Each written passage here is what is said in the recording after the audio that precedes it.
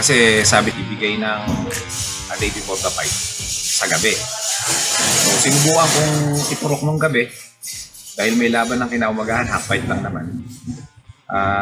Napansin ko iba yung kilos niya. Alerto tapos mapula yung mukha. And then kinip ko lang yung manok tapos dadamp lang pagka every 3 hours.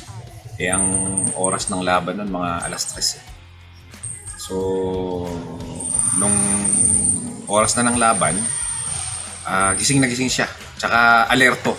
Hindi siya yung pag binigyan mo ng, unlike ng ibang B-complex vitamins, pag nagbigay ka kasi ng outright kagad, medyo yung manok parang lumalabsa.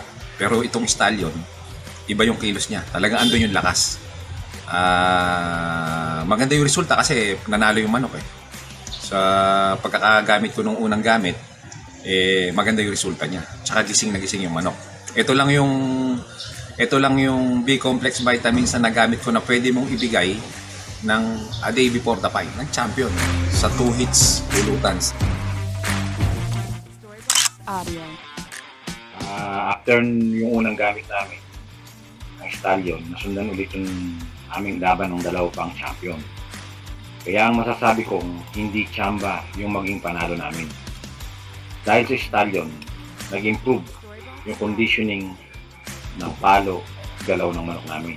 Hindi nagbago yung lakas hanggang sa oras ng laban. Talagang andun yung lakas at tibay ng mga warrior namin. Kaya kung gusto mong magkampiyon, mag-stallion.